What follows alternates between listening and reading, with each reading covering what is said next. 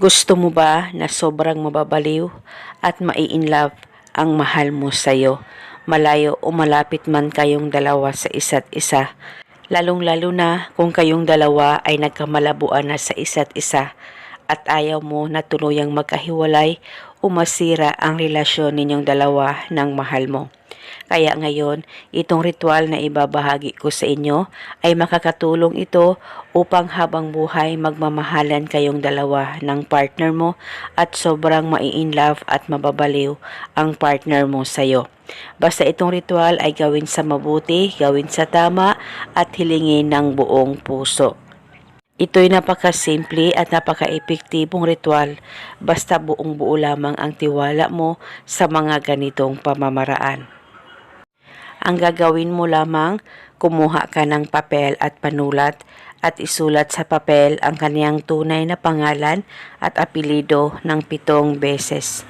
Dapat alam mo ang tunay na pangalan niya nang sa ganon mapadali po ang talab nito. At pagkatapos mo na itong masulat, kunin mo ang panty mo na hindi pa nalabahan at ilagay itong papel sa gitna ng panty mo at sabay mong tupiin ito. At pagkatapos mo na itong matupi, hawakan mo muna saglit ang panty mo, pakaisipin mo siya ng mabuti, mag-focus at mag-concentrate ka at ibulong mo ang mga salitang ito. Pangalan at apelido, sa kapangyarihan nitong ritual, ikaw ay mababaliw at mai-inlove sa akin ng husto, malayo o malapit man tayong dalawa sa isa't isa. Ibulong mo lamang ito ng 7 beses. At pagkatapos, itong panty mo, pwede ilagay sa plastic at itago sa safe na walang makakakita at makakaalam. Itago ito hanggang kailan mo gusto. At dapat nagagamitin mo na panty mo ay hindi pa nalabhan. Nang sa ganon, mas madali po ang talab nito.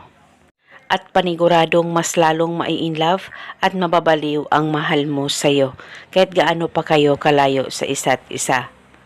At kung gusto mo nang ihinto ang ritual, ay sunugin mo lamang ang papel at pwede mo nang labahan yung panty mo. At kung gusto mo, pwede mong ulitin ang paggawa nito. Depende po sa inyo, wala pong problema. At ito muna sa ngayon, maraming salamat po sa panunood. May God bless us all.